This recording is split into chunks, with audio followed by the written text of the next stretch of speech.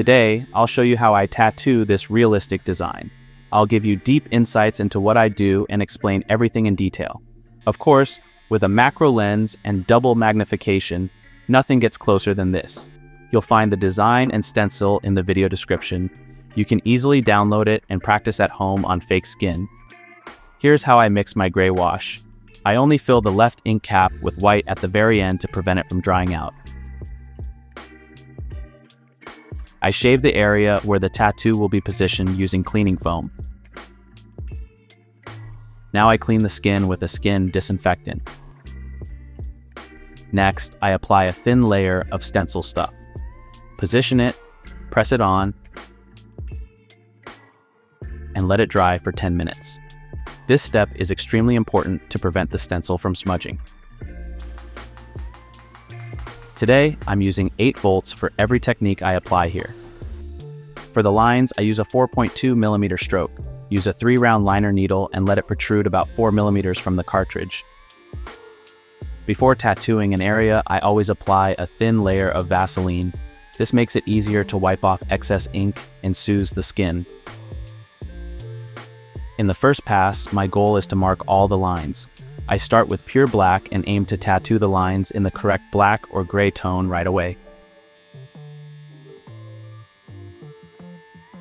You could also pre-outline everything with gray lines first, but because I prefer to work systematically and efficiently, I tattoo the lines immediately in the correct gray tone, or, in this case, black. Since this area will later be black, I outline it with a thin needle and fill it in later with a more suitable needle, such as a 7-round liner.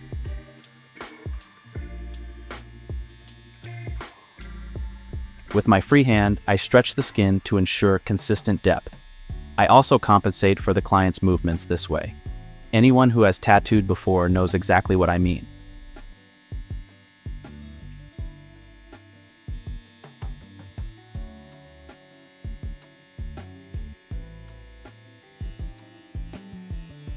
Whenever I switch from a dark gray to a lighter gray tone, I rinse the needle in distilled water.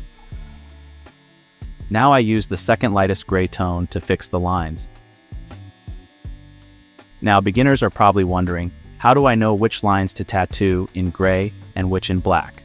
Let's take a closer look. I'll explain exactly how this works. For example, this area is black inside, so I outline it in black. The same here, this area is black inside, so I outline it the same way. This line, however, should not be tattooed in black. The second lightest gray tone is best for it. The same applies here. This principle continues throughout the entire design. I think you've understood what I mean. Back to work. Stay relaxed, but stay consistent. No rushed movements. You want every line to be perfect. I work with a light stretch here, meaning I pull the skin slightly taut. This makes it easier for the needle to penetrate, and you get a more consistent flow. The more precise the lines are, the better the tattoo will look in the end. Especially with realistic designs, where details are often very important, these gray lines help you keep track of proportions, transitions, and smaller elements. This way, you avoid any shifting, distortion, or losing perspective.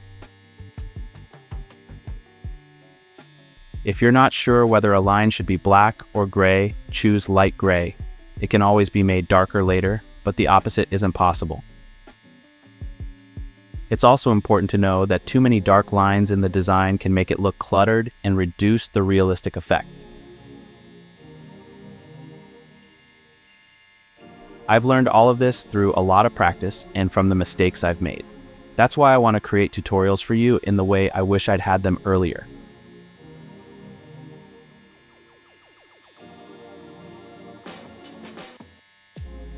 In this image, you can see the red lines marked where I tattooed in black. The rest are in a medium gray tone. I think these images in between are perfect for making it as easy as possible for you to understand. For the next technique, I use a 3.6mm stroke, a 7-round liner needle, and I let it protrude about 4mm from the cartridge. With small circular motions, I now fill in the areas that are black in the design.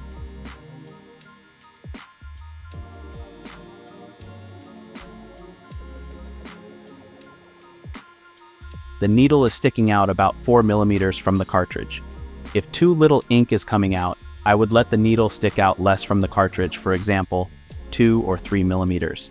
This can happen depending on the ink used. Some inks are thicker and more viscous, while others are thinner and runnier. I would never dilute black ink because, logically, it would no longer be black, but gray.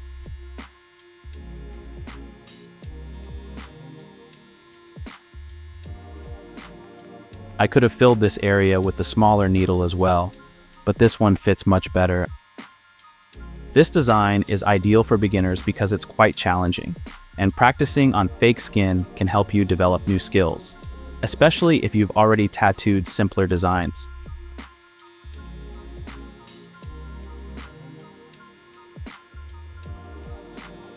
Here you can perfectly see how I stop and reload new ink while filling.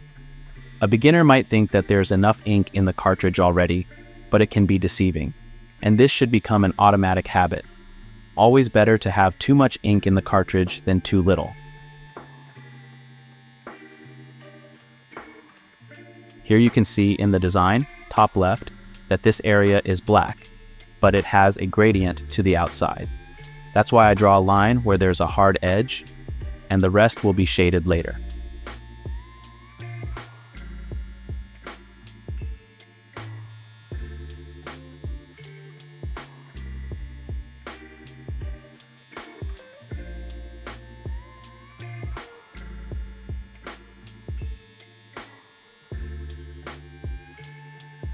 Here we have hard edges on both the left and right, so I outline the area to be filled with a black line to make it easier to fill in later with the larger needle.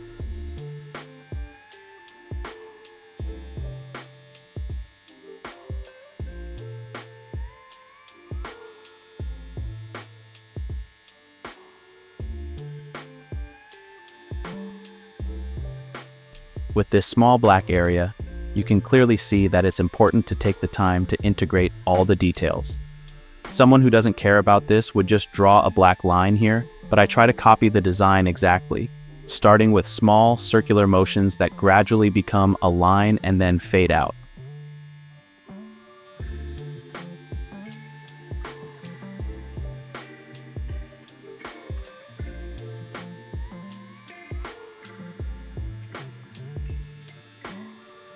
At the top, I've outlined the large black area with lines to be able to fill it in later.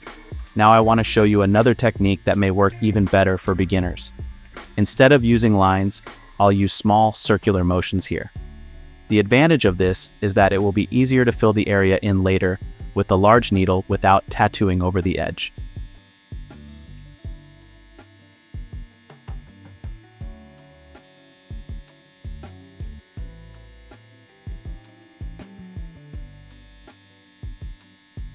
I want to show you various techniques for filling in this area. The first technique is small circular motions, which you've already seen for the black area above. Instead of small circles, you can also make back and forth motions. The important thing is that, no matter which technique I use to fill in, I must always take my time to make sure enough ink gets into the skin. I can also fill the area with small zigzag motions. You can think of it as many lines next to each other. In the end, it's a matter of personal taste, which technique suits you best and works best for you. For the next technique, I use a 3.6 millimeter stroke. As always, 8 volts. This is a 9 soft edge Magnum needle, and it protrudes about 2 millimeters from the cartridge. With small circular motions, I can now perfectly fill in the large area with the right tool. It's not only much gentler on the skin when you use the correct needle for an area, but it's also a lot more fun to work with a system, and you're much faster too. As you can see here, you can also work away from the edges, and everyone can do this as they like. I've noticed that I often stress myself out when filling in large areas and neglect simple, basic principles.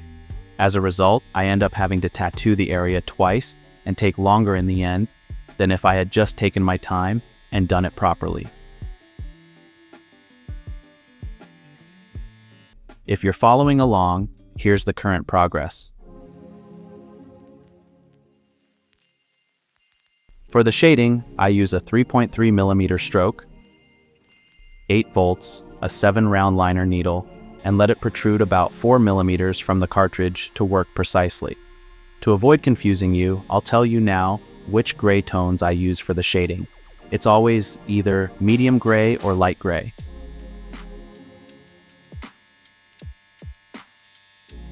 Because I've set my stroke softer, I can also shade with small circular motions, like here for example. With a stroke that's too high, it would be difficult to tattoo over the same spot multiple times because it would be too harsh on the skin. Since I fixed the design really well when I did the lines, I can now calmly integrate the details into the design without the stencil smearing or disappearing.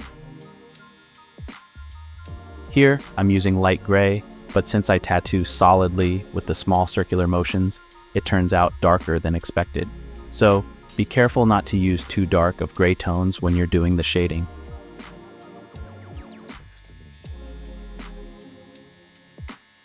Here, I'm blending with light gray and shading the black areas so they don't look too harsh.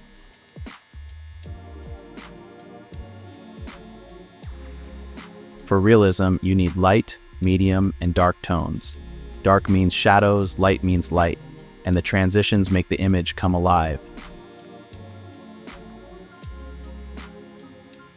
Work very carefully with this needle, or the skin can quickly become too dark, or you might irritate it unnecessarily. Better to go gently and do multiple passes if needed. Just experiment a little to see what works best for you, whether circular movements or slow wiping motions. No matter what you do, the important thing is to stay relaxed and focused, and then the shading will be nice and even.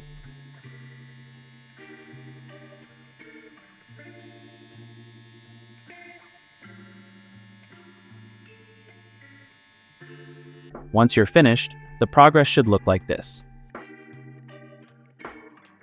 For the next technique, I use a 3.3mm stroke and let the 9 soft edge Magnum needle protrude 2mm from the cartridge. With the pendulum shading technique, I now blend this line exactly as I see it. I work directly to the edges with the Magnum needle here. If it seems too difficult, simply use a thinner needle for that. You can switch needles as often as you like.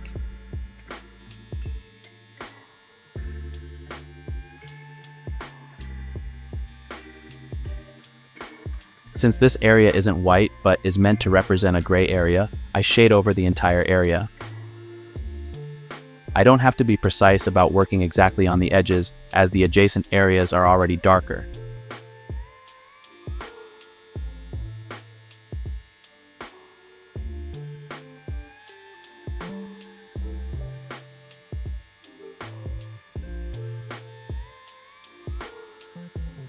Here I use the lightest gray tone to shade this area. The lighter the gray, the more visible the blood. Don't be distracted by the redness, it will fade within a few minutes. For me, it's crucial to use a soft edge Magnum needle with rounded edges.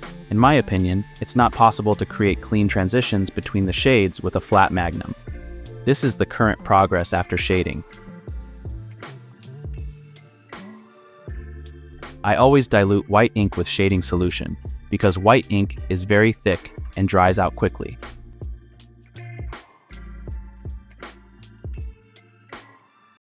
For this, I use a 7-round liner needle, a 3.6mm stroke, and let the needle protrude 4mm from the cartridge. The principle is simple. Where there are white areas on the stencil, theoretically, I can tattoo white there. I have to say that the consistency of the ink is perfect now, and it feels great to work with. The cool thing about white ink is that it's really fun to tattoo because you bring the design to life. I want to share a little story that personally touched me. Back at my tattoo studio in Vienna, I had an apprentice who had just started learning the art of tattooing. I gave her a few simple tips, things that seemed obvious to me, but clearly made a strong impression on her. For example, I told her that I always make sure not to touch the stencil while tattooing. There's always a way to tattoo cleanly without smearing the stencil. This wasn't a big deal for me, just a small tip. Today, she's a very successful tattoo artist. She recently told me that she still thinks about the things I said to her back then. That's a huge honor for me. It's hard to understand how much the little things you say can influence others. I can see from the numbers how many people watch my videos, and that fills me with humility. It really means a lot to me to share my knowledge with you. On the other hand, I also want to emphasize that there are endless styles and techniques in tattooing. I've met many tattoo artists, and they all work differently. My most important advice to you is, you don't need to know every needle. You don't need to know every color. What matters most is finding your own way. Because there are many ways to reach the goal. Especially in our art, there is no right or wrong. What matters is that it works for you. The people you meet along the way, maybe someone like me, can support you with tips and advice. But in the end, it's your own practice, your hard work, and your passion that will help you develop your technique and style. Stay focused, believe in yourself, and follow your own path. I would be happy if you subscribe to my channel and like the video to support me. And if you're interested in how I tattoo a realistic bird on real skin, check out this video here.